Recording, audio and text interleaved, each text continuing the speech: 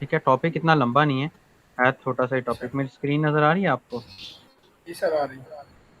जी, आज का जो टॉपिक है ना, वो टॉपिक है एपीआई का। को बोलते हैं एप्लीकेशन प्रोग्रेस इंटरफेस। ठीक है, अगर इसकी डेफिनेशन पर जाएं हम, तो इसकी डेफिनेशन ये कहती है कि एपीआई डेफिनेशन अगर मैं बताऊं आपको, तो इसकी डेफिनेशन दोस्तों ये कहती है कि अ सेट ऑफ फंक्शन और procedure allowing the creation of application that access the feature or data of any operating system application or other services। आप अपनी साइट का डाटा किसी और को अगर एक्सेस देते हो तो इसका मतलब दैट इज कॉल्ड, वो जो रास्ता होता है वो एपीआई का रास्ता होता है। मिसाल के तौर पे आपने एक साइट बना ली। ठीक है, एक मिनट, मैं ना एक्स्ट्रा चीजें बंद कर दूं इसमें से।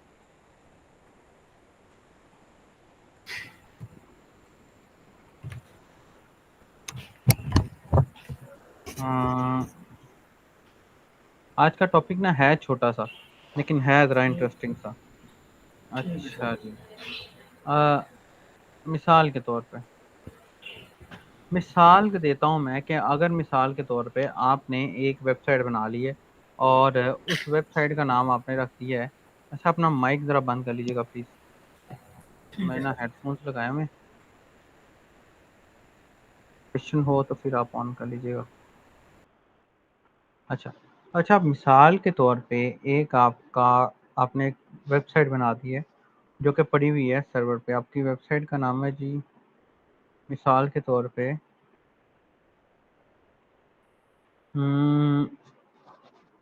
Smith book. मिसाल के तौर पर ये आपकी साइट का नाम, ठीक है। और इस वेबसाइट को जो है देखने के लिए या इस पर काम करने के लिए आपके पास बहुत सारा इस पर डाटा आ गया। ठीक है, डाटा से मुराद क्या है? आप इसके ऊपर पोस्टें करते हो जी, जैसे फेसबुक पे पोस्ट करते हो, एक पोस्ट हो गई, दो पोस्ट हो गई, तीन पोस्ट हो गई, चार पोस्ट हो गई, मिसाल के तौर पर। अब आपने बना ली है एक और वेबसाइट जिसका नाम आपने रख दिया है जी, एक और साइट बना ली। ठीक है, मिसाल के तौर पर मैं एक और साइट बनाता हूँ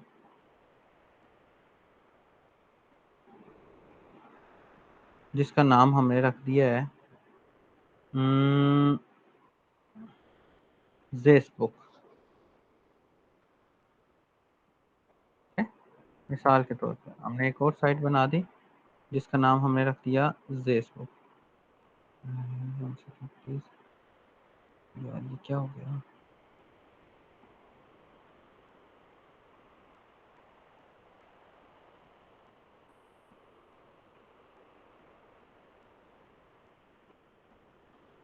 फिर छोड़ो इसको, क्या इस पे टाइम ज़ाया करना। आई पेंट। अच्छा, मिसाल के तौर पे एक आपने बनानी स्मिथ बुक और एक आपने बना दी जेस बुक। अब जेस बुक के ऊपर भी आप पोस्टें लगाना चाहते हो। ठीक है,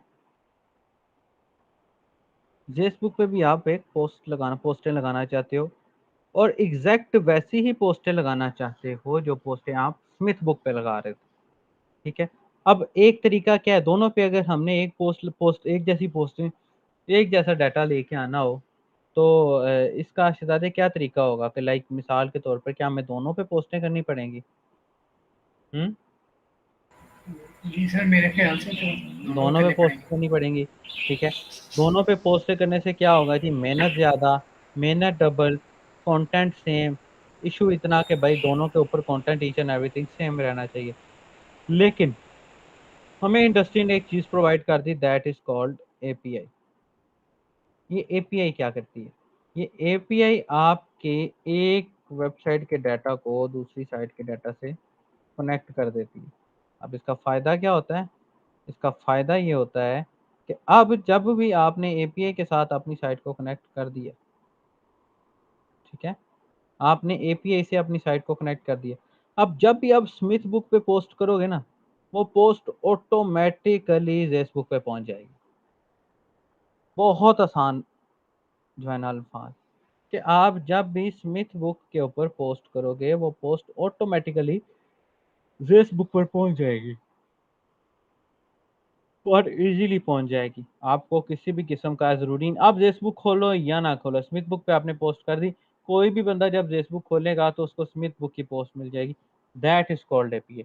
कि एक साइट का डाटा या एक सर्वर का डाटा आपको जब दूसरे सर्वर पर चाहिए होता है तो उसको आपस में कनेक्ट करने के लिए आपको एपीआई रिक्वायर्ड होती है। ठीक है, क्लियर? यहाँ तक सर समझ आया? क्लियर है।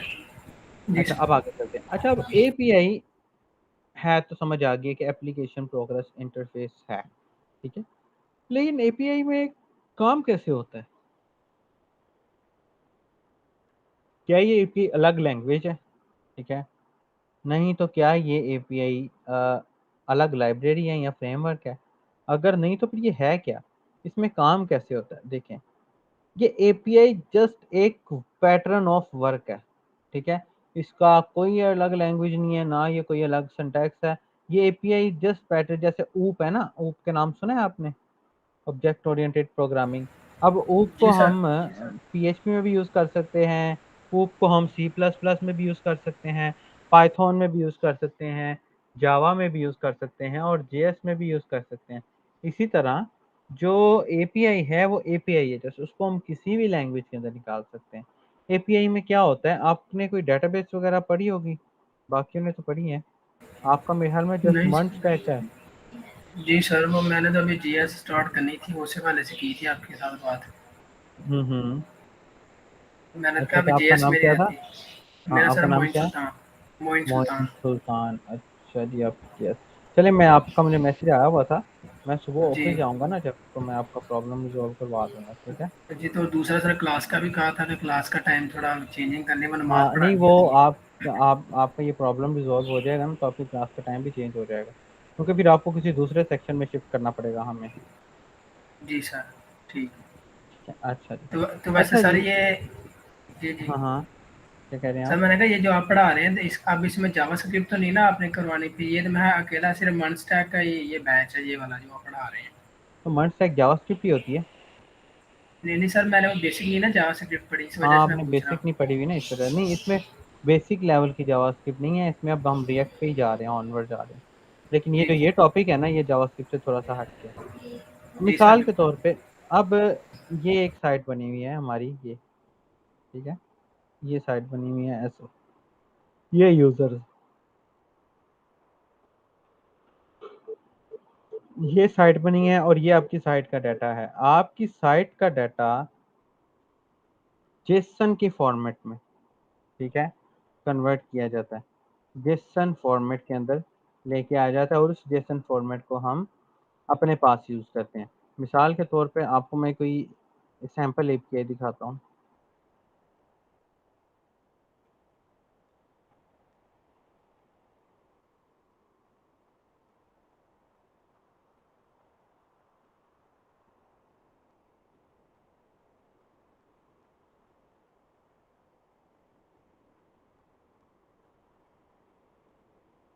मैं आपको सैम्पल एपीआई दिखाता हूँ जो कि इस वक्त ये है। मिसाल के तौर पे मैंने इसको पकड़ा, इसको जी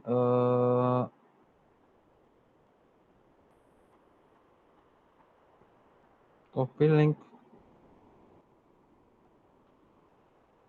ये देख। अब बेसिकली ये एक एपीआई बनी हुई है। ये एपीआई कहाँ से आ रही है? ये एक डाटा आ रहा है जो कि डेटाबेस के अंदर था और डेटाबेस के अंदर से ये डाटा आपका यहाँ पर आ रहा है। ठीक है, यानी कि ये डाटा मिसाल के तौर पे दिस वन। अच्छा मोइन सुल्तान, अभी वैसे मैनेज कैसे कर रहे हो फिर? सर आज छुट्टी की है उधर से, आज किसी और को भेजा है उधर। अच्छा अच्छा अच्छा। क्योंकि सर वो घर से ना 10 मिनट जाते लगते हैं, 10 फिर आजान देनी होती है हाँ, ना, इस वजह नहीं से। मैं आपका अगर के। प्रॉब्लम रिजॉल्व करवा देता हूँ, कोई मसला नहीं है ऐसे। ठीक है। जी सर शुक्रिया। हम्म, अच्छा जी। अच्छा जी, मिसाल के तौर पे ये आपके सामने एपीआई बनी हुई है। अब एपीआई क्या होता है जी? एपीआई से आप अपनी वेबसाइट से डाटा दे सकते हैं, मतलब कि डाटा को फेच करवा सकते हैं पब्लिकली। अब डाटा को डेटाबेस के अंदर, डेटाबेस का मतलब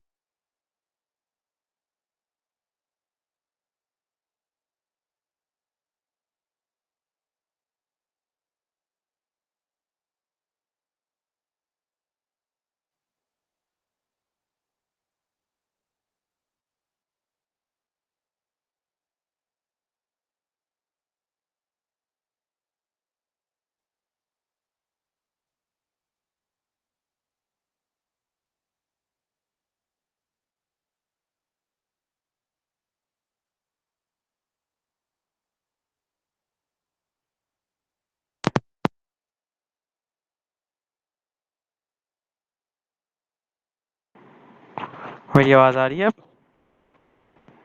जी सर, अब आ गई। ओके।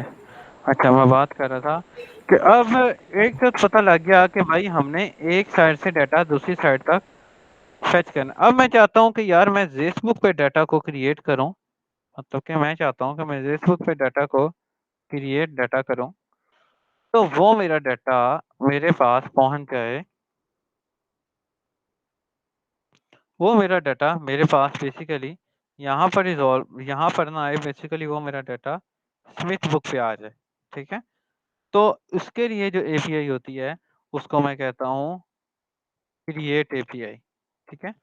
उसके बाद मैं चाहता हूँ कि अगर मैं यहाँ से कोई डाटा डिलीट करूँ, मिसाल के तौर पे मैं चाहता हूँ कि मैं यहाँ से कुछ डिलीट एनी डाटा करूँ, तो मैं डिलीट तो यहाँ से कर रहा हूँ, लेकिन मेरा डाटा जो डिलीट है वो जो मेरा डाटा डिलीट है वो यहाँ से हो। ठीक है? तो ये भी मैं कर सकता हूँ। उसके बाद मैं चाहता हूँ कि मेरा डाटा अपडेट हो, यानी कि एडिट हो जाए और अपडेट हो जाए। अपडेट डाटा मतलब कि मेरी एक पोस्ट पे लिखा हुआ है जी आई एम पोस्ट, तो मैं चाहता हूँ कि मैं यहीं इसको अपडेट करूँ और वो मेरा डाटा यहाँ पर अपडेट हो जाए। तो what I will do, I will just update it, तो वो मेरा डाटा यहाँ से अपडेट हो जाएगा यहाँ पर। तो ये 3 की 3 चीज़ों को हम बोलते हैं एक एक को मैं डिलीट एपीआई बोलूँगा, हर एक्शन के लिए मुझे एपीआई बनानी पड़ेगी, और एक को मैं अपडेट एपीआई बोलूँगा। ठीक है? ये 3 चीज़ें होगी। इन 3 चीज़ों के ऑपरेशन को हम बोलते हैं जी CRUD, एपीआई ऑपरेशन। ठीक है? CRUD, CRUD का मतलब क्या है?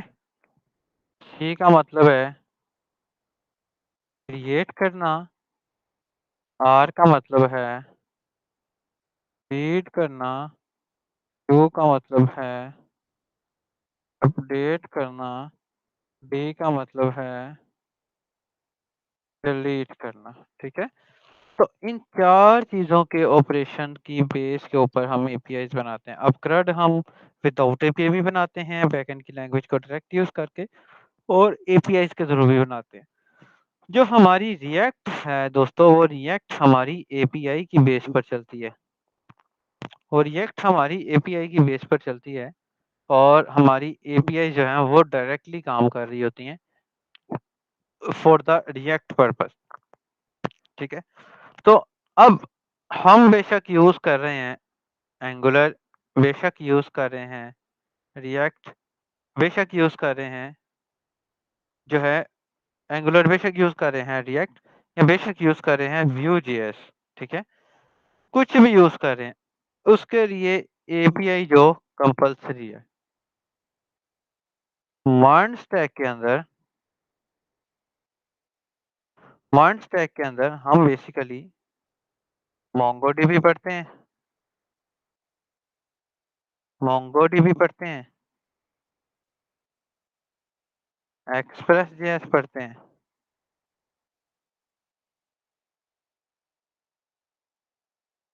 और रिएक्ट जेएस पढ़ते हैं, और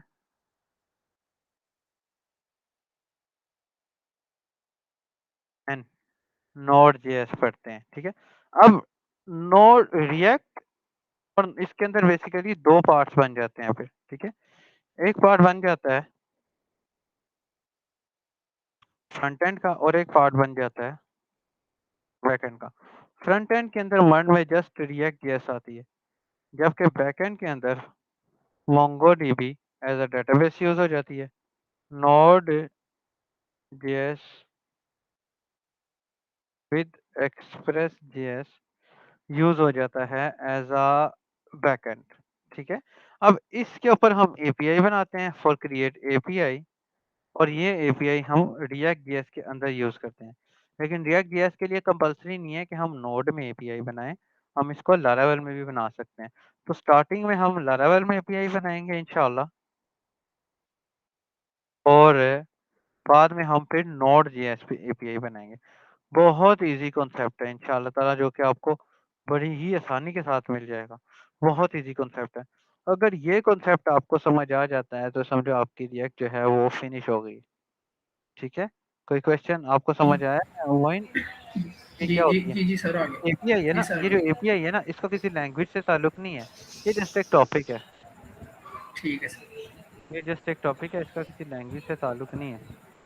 सो ठीक है सर। एपीआई आप बेशक पाइथन में बनाओ, आप पीएचपी में बनाओ, आप नोड में बनाओ, आप सिंपल जेएस में बनाओ, ये सेम रहता है, ये चेंज नहीं होता, ठीक ठीक है? है सर। ठीक है सर।